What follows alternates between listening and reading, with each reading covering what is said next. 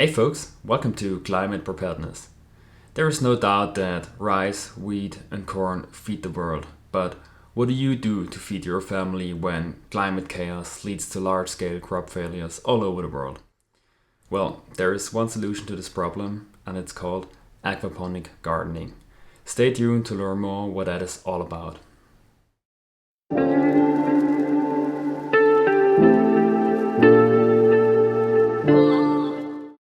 The reason why traditionally grown crops are at an extremely high risk is the fact that they are growing outdoors, exposed to the elements. Extreme weather events like severe flooding, extended droughts, or devastating wildfires will become more and more frequent. This is why we have to transition our food production to controlled environments, indoors. But there's no way we can grow a sufficient amount of food indoors, right? Right? Wrong. This is where aquaponic gardening comes into play, but what exactly is aquaponic gardening?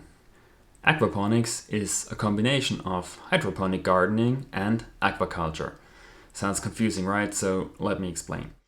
In hydroponic gardening, food is grown not in soil, but in water.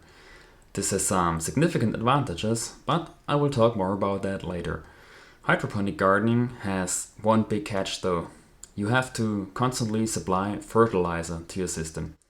This is not exactly ideal for a self-sufficient off-grid homestead, right? The solution to this issue is to add a aquaculture to the hydroponic system, which makes it a aquaponic system. So let me explain how this works. Fish feces contain a lot of ammonium. This ammonium can be broken down first into nitrites, then into nitrates by helpful bacteria in your system. Nitrates are exactly what plants need the most to grow. All you need to do is attach your aquaculture fish tank to your hydroponic grow beds. There, the plants can soak up the nitrate and other nutrients. At the end of your grow bed, you have a sump from which you pump the water back into the fish tank, creating a closed loop system. All you need to do is feed the fish and keep the pumps running. Sounds too good to be true, right? Well, there is more to it, of course. You have to find the right balance between fish and plants, keep an eye on different parameters in your system, and do some maintenance and cleaning. It's not rocket science though, and once you have a stable system, the work involved is no bigger than regular farming. What is bigger than regular farming though are your potential crop yields, but more on that later. What kind of plants can you grow in an aquaponic system? Well, there is a huge variety of plants you can grow in an aquaponic system. You can separate those basically into two categories. The first one being leafy greens. Leafy greens are plants that bear no fruit or vegetables, and they include, for example, lettuces, kale, spinach, Swiss chard, or basil. Leafy greens are ideal to grow in an aquaponic system because they mostly require nitrates to grow. Nitrates are what you have plenty of in your system thanks to the fish. Apart from leafy greens, you can also grow fruiting plants. Fruiting plants require more nutrients than leafy greens, so your aquaponic system will become slightly larger and a little bit more complex. Popular fruiting plants include tomatoes, peppers, cauliflower, broccoli, peas, beans, and squash. Not much left to be desired, right? What fish can you use in your aquaponic system? Same as with plants, there are many different types of fish you can use in your aquaponic system. It is best to choose based on your climate and the kind of plants you want to grow.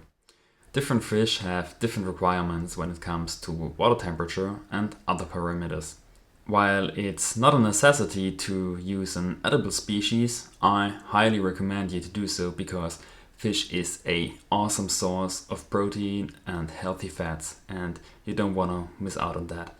Some of the species that are commonly used are tilapia for warmer climates, rainbow trout in colder climates, but also catfish, crappie, and even koi and goldfish. What are the biggest pros of aquaponics? Firstly, vertical gardening. Growing plants in water instead of soil makes it possible to stack them on top of each other in vertical racks. In those racks, the nutrient-rich water can flow down and supply the plants.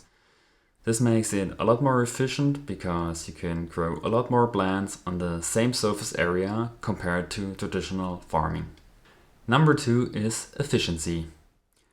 What yields can you expect from your aquaponic garden compared to traditional farming? Well, a efficiency ratio of 25:1 is realistic. That means you can grow on 10 square meters what would usually take up 250 square meters if you use vertical gardening. This is absolutely amazing because you not only use far less space, you also need a far less water because it is a closed loop system. That means you only have to replace the water that is evaporating. That's not only great for your self-sufficiency, it is also great because it leaves a far smaller impact on the environment than traditional farming. The third big advantage of aquaponic gardening is the fact that we are growing our food in a controlled environment. Traditional farming will become largely impossible at some point in the near future due to extreme weather events like flooding, droughts, and wildfires. Aquaponic gardens, on the other hand, we can grow in a controlled environment indoors. With the help of air conditioning and artificial grow lights, it is possible to grow food year-round anywhere in the world. There are some great concepts out there for vertical gardens in old shipping containers. One of the companies who builds those is called Freightfarms, and I will post a link in the description below to the company because they have some amazing designs. My last point for aquaponics is versatility. The fact that soil is no longer a requirement to grow food offers a whole bunch of new opportunities. Vertical gardens using aquaponic systems could be built in the middle of urban areas or even cities. Why should we not repurpose old warehouses or factories into aquaponic gardens? This could create new jobs and also help to supply cities with locally grown food. This could take some of the pressure off of our fragile supply chain.